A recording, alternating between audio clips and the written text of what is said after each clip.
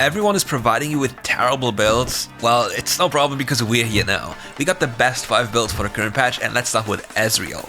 The mana changes weren't as nice to Ezreal because he lost damage on hit but gained some damage on spells. On the other hand, the new item, or the newly buffed item Essence Reaver, is a powerhouse item for Ezreal. This will elevate or buff his damage potential by 22.5% upon completing this item without any other crit item. For the late game, this is going to be absolutely broken as your ultimate is going to decimate enemies. After completing your mana mune, you want to build Jhin and not complete Trinity Force instantly. The item upgrade from Jhin to Trinity Force is barely a damage upgrade, but the damage you gain from completing Riftmaker afterwards and the sustain, which is a major factor in the current meta in WildRift, makes Ezreal so much easier to be piloted in. For runes, you definitely want Krakenslayer as it's the best rune for you possible. It scales very well into the later stages of the game and offers you a lot of extra bonus damage, which is very powerful if you're allowed to auto-attack frequently. The biggest benefit of this build is being able to deal massive amounts of true damage and sustaining through every fight possible thanks to the power of Vampirism, Gluttonous Boots, and Riftmaker. This build is entirely designed to keep you alive and well in order to dish out more DPS to win fights. You as an AD carry need to take over and deal the DPS required to win games. It's not about anyone else, it's about you staying healthy enough to constantly apply damage, which is the most underrated thing on most AD carries ever: survivability and DPS. The same theme applies to our next champion, Jhin. Many people will tell you to just buy Collector and do big numbers and get the dopamine, you know? But here it's completely different. We want to win with high stats, we want to be the carry and we want to survive, and therefore we'll go Shield Bow, Infinity Edge and Lord Dominic's Regards into Bloodthirster, and then we have a situational item. This is something that's very important because your core build consists of these 4 items, and then it's about situational items. You can go for items such as Riftmaker, Spirit Visage, or anything you need that will get the job done. Facing enemy tanks with 300, 400, 500 armor makes it very difficult to deal damage to them, especially in extended fights. Items such as Riftmaker, which deals bonus true damage depending on the pre-mitigated number which you hit the enemy for, will grant you so much more damage than any other AD item could possibly do.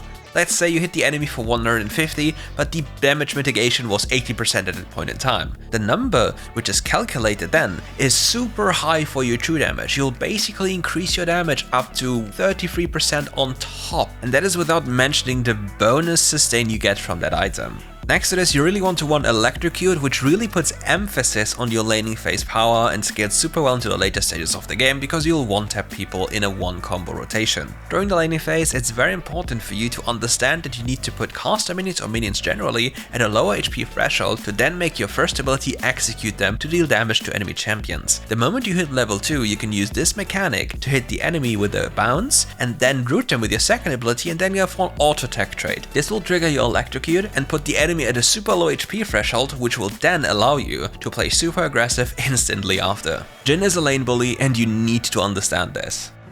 One of the best champions featured with a Jhin is Janna. This champion will make up for all the weaknesses you have by providing you with ample utility, bonus damage, sustain, and everything your champion desires to be even better. And for this, we have the best build for you. As a Janna, you always want to start Relic Shield. This item will provide you with HP and sustain through the laning phase and will allow you to execute minions, which will provide you with the ability to heal up instantly on demand and mess with the tempo of the lane and especially the enemy's laning phase. With AD carries being as broken as they are, you really want to go for Ardent now. Ardent provides you with a lot of stats, bonus damage, and the ability to just take over games with your AD carry in unison. Afterwards, you want the most broken enchant possible, which is the Protect enchant. This will be your go-to mechanic when it comes to playing Janna. Utilizing this makes your carry unkillable, and it is everything your champion is about. Afterwards, Staff for mana and ability haste, and then Rabadon, and then you can build basically anything you want. To enhance this, you want the runes of Airy, Weakness, Bone Plating, Perseverance, and Pathfinder. Pathfinder is very important for you as a supportive champion. Your champion isn't locked in lane. You rotate around the map and make things happen, being proactive or denying enemy ganks. Pathfinder enables you while providing you with sustain on top. And of course, I got a little secret tip for Janna players. Rather than starting with anything else but your first ability, you can use this ability to take over matchups which you usually cannot play. Just walk into a brush and angle the first ability in a way where you believe the enemy is going to move, and then catch them off guard. Hitting it will turn the tides of a laning phase completely into your favor, and you'll win instantly after.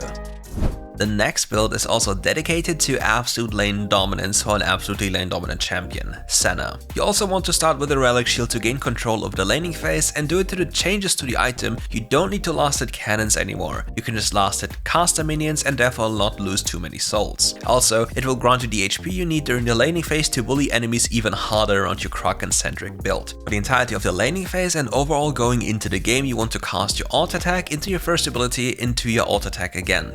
Your first ability functions as an animation cancel. The same applies to your second ability, and in a full combo you can even weave in your ultimate ability.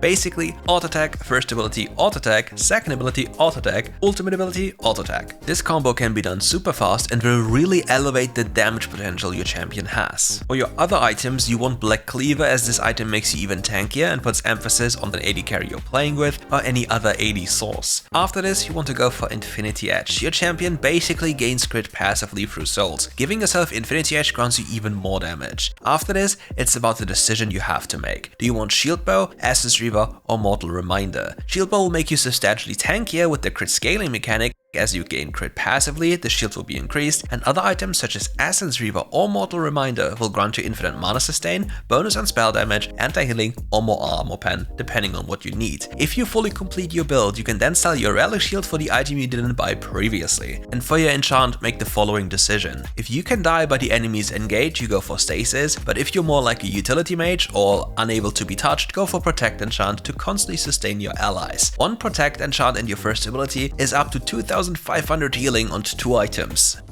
For our last build, we go over to Jayce. Jayce has been massively buffed with this update, gaining bonus damage through Mana Immune on spell and Essence Reaver identity change. For your first item, you still want Yumu's Ghostblade to accelerate yourself on the map going for more proactive plays. Depending on you playing in the jungle, mid lane or Baron lane, obviously this build kinda shifts, but this build is dedicated for either the mid lane or the jungle. Yumu's Ghostblade will therefore enable you to traverse the map faster and get more gold into your pockets. After this, you want the Mana Immune to then get the benefits of the Muramana evolve, which then affects your spells as well. After this, you want to build Essence Reaver, and then it's finally time to deal even more damage. Your first ability empowered by your third ability will deal massive amounts of AoE damage empowered by Essence Reaver and Muramana alike and will take down anything in your way. After this, it's Zerilda to make sure you deal even more damage with the percentage pen and Starrick's Gauge to make you a tiny bit tankier. For runes, you want Phase Rush or Forlaning Electrocute and Vampirism, Giant Slayer, Bone Plating or Perseverance and Nimbus Cloak.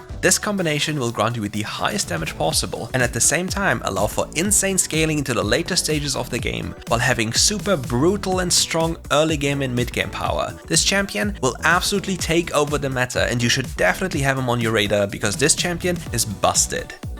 Oh yeah, and make sure to use the following trick every single time. Before you transform into your melee form, make sure to use the second ability in ranged form to then carry it over into the melee form to have the attack speed bonus for your 3 next melee attacks. This is a game changer. And that concludes today's video. Thank you all for watching, and if you liked the video, leave a like, subscribe to the channel, and come back for more RiftGuides content.